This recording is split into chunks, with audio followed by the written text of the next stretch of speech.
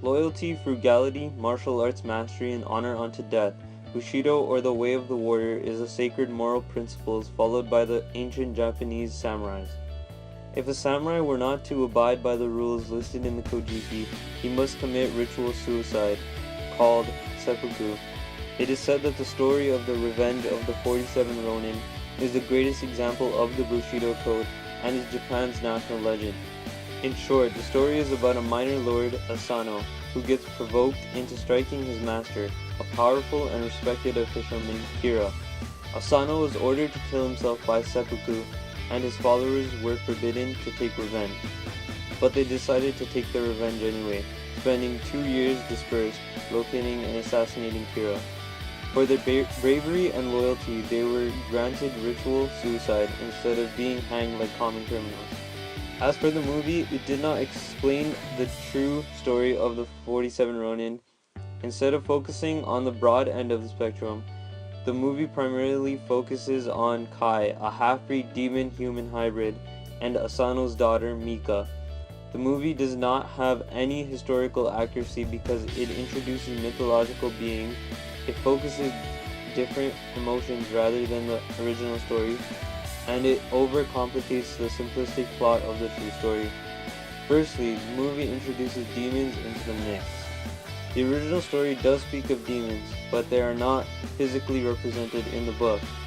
The way Carl Rinch, the director of the movie, decided to implement these demons is by having them be the main antagonists in the plot.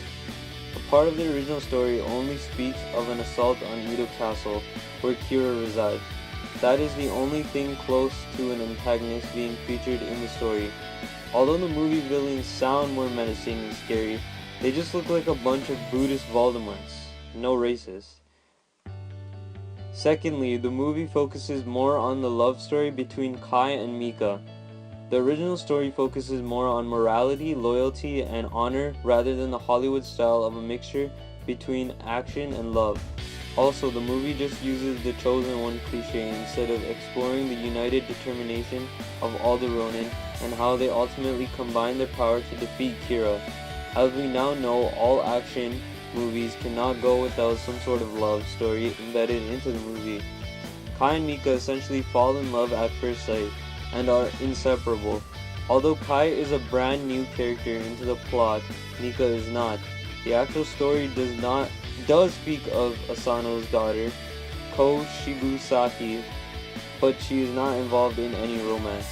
Lastly, the director of the movie, Carl Rinch, decided to overly complicate the truly simplistic story by adding in characters, new antagonists, and romantic vibe.